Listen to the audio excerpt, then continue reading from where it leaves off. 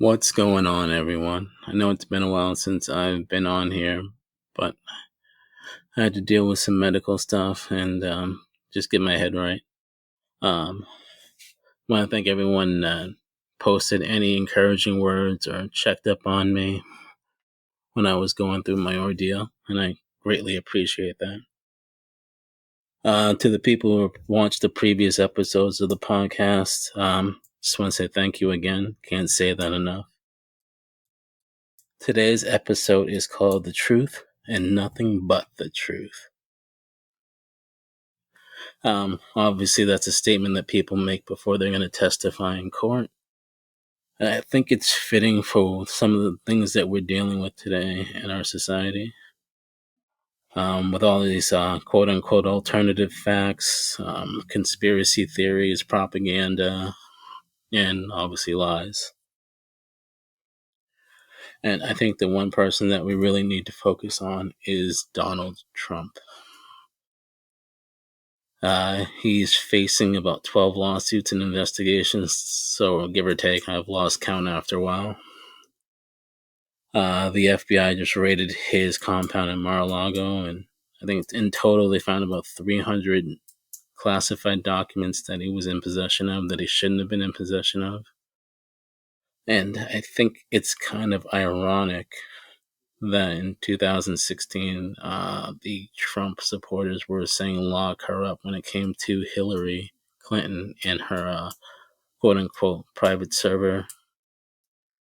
But when their freaking savior is found caught red handed, they say the FBI is being politicized. It's a conspiracy theory. It's a witch hunt. The Democratic Party is coming up with all these reasons so he can't run. First of all, he shouldn't have ran in the first place, and he has no business running again. He's not qualified, and he never was qualified. But that's a discussion for another time. I believe 11 of his associates have either been indicted or had to testify. He's now facing charges in New York and Georgia. And it's gotten to the point where he's had trouble trying to find legal representation for his Georgia case.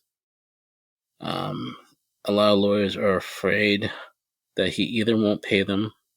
He didn't pay Rudy, his quote-unquote BFF. They're afraid that they'll have to testify, be disbarred, or like Michael Cohen, actually have to go to jail. So, I mean, it's pretty bad for Trump at this point. I don't think it's a question of if he's going to be indicted, but when he's going to be indicted, and then we'll see if he faces any jail time. But, what goes around comes around. And, life's about choices, and you have to deal with the repercussions and consequences of your actions and decisions. Having said that, I think there needs to be some consequences and repercussions that happens to some of these MAGA morons that support him and ride his coattails. Lauren Boebert, Marjorie Taylor Greene, Ted Cruz, DeSantis, Abbott, the list goes on and on. Gates. These people that went with the notion that the election was stolen when it clearly wasn't stolen. They've done recounts. They looked into it. In fact, I believe in Georgia and Arizona, too, Biden got more votes and won by a wider margin. Facts don't lie. Numbers don't lie. And it is what it is. Whether you accept it or not, that's up to you, but there's no point of crying over spilt milk. Sorry, just the way it goes. These people seem to forget about the First Amendment. They try to talk about Christian nationalism, which is something that is very, very dangerous. Because all you're doing is creating more division. You're inciting hatred and civil unrest. Racism, sexism, xenophobia, and now anti-Semitism. People are going out of their ways to attack Jewish people, blow up synagogues, mosques, anything that has nothing to do with Christianity. And I hate to tell you this, but when you say God and country, What God are you talking about? Christianity is not even the biggest religion in the United States. Many people aren't Christians. A lot of people don't believe in organized religion. So for you to try and force your views and mix it in with politics is very dangerous. It seems like these Christian nationalist leaders don't want you to think for yourself. They ban books. They deny teachers the right to teach critical race theory. They're anti-gay. And I mean, things like that. I mean, it's like you're just trying to put blinders on people. It's like we're living in Nazi Germany again. You're inciting people to not protest, but attack. I mean, what happened in January 6th can't be, I mean, it's just, there's no denying that. Federal officers lost their lives. There was an attack on a Capitol building. And then recently there was an attack on an FBI building. And you had Trump supporters conspiring to kidnap the governor in Michigan.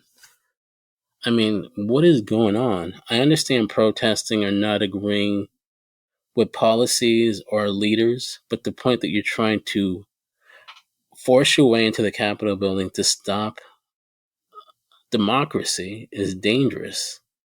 A peaceful transition has happened for years. I mean, all of a sudden, because someone doesn't get their way, you incite your followers to hurt innocent people and do illegal activities, and then you don't even have their back when they go to jail, because that's the type of person Trump is.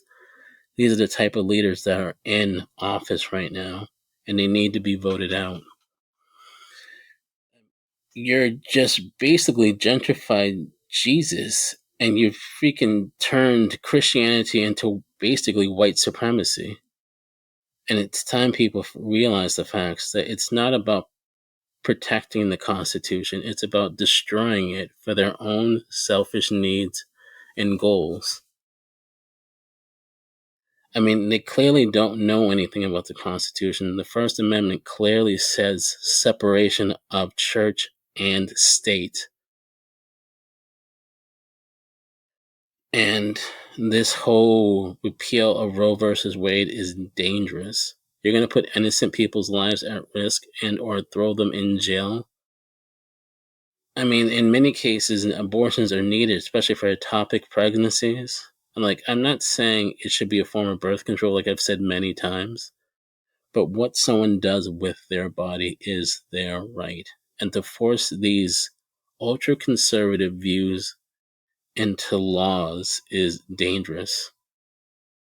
It's going to create more division. More innocent people are going to lose their lives. And for what? So certain people can gain power? I mean, how is that helping the Joe Schmoes out there in the world? You're not bringing back their quote unquote coal jobs. You don't even represent them. And it's time to tell the truth. Just be honest. It's not about God. It's not about the Constitution. It's not about them. It's about themselves. Lauren Boebert, Marjorie Taylor Greene, DeSantis. And like I said, the list goes on and on. Cruz, who is one of the biggest sellouts. I can't stand that dude. If I ever met him in person, I'd punch him right in his face. They just need to be honest and tell the truth. That they only care about their legacies, having more power, staying in office. And I think the sooner we realize these things, the quicker we can vote them out and hold them responsible for their actions and their decisions. But that's just my thoughts. That's just me, just being honest, as I like to say. I would love to hear your thoughts on the situation and the things that are transpiring with Donald Trump. Like I said, hopefully we'll talk soon, and stay safe out there. Bye.